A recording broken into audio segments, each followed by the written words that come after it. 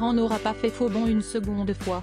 Ce dimanche 8 décembre, le célèbre journaliste a bien répondu, présent à l'invitation de ces médiatiques, 3 semaines après son annulation de dernière minute pour cause de soucis de santé. Sur le plateau de Mélanie Taravant, il est cette fois apparu en formé, a ainsi eu l'occasion de se replonger dans sa longue carrière de journaliste. Une carrière qui, à 72 ans, a fini par l'éreinter. À tel point que Guillaume Durand est tombé gravement malade. En effet, en 2021, il confiait être atteint d'un cancer de la mâchoire, et révélait avoir subi une lourde opération pour se sauver la vie.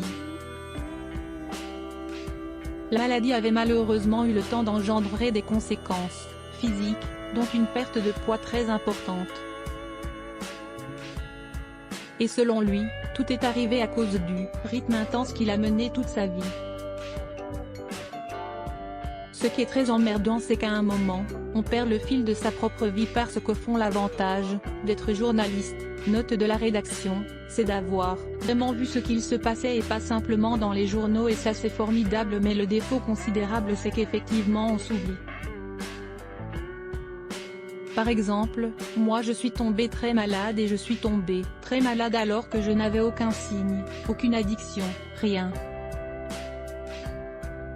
J'ai eu le cancer de la mâchoire, je n'ai jamais fumé, pas de drogue, sauf des pétards à l'époque de Led Zeppelin, et je ne bois pas. A-t-il souligné. Il y a un moment où le corps encaisse, c'est à cause du métier en fait, lui a alors demandé le chroniqueur de ces médiatiques. Et pour son invité de répondre à l'affirmative sans sourciller, bah oui, parce que forcément. Se lever à 5 h du matin pendant 1 an, 3 ans, 15 ans, 25 ans. Il y a un moment où le corps, fût-il sportif et magnifique, encaisse. Donc voilà, on se réveille un matin et on ne sait pas pourquoi. Pour autant, malgré les épreuves dures qui lui sont arrivées, Guillaume Durand ne changerait en rien son parcours. Je ne regrette absolument pas, de toute façon on n'a qu'une seule vie.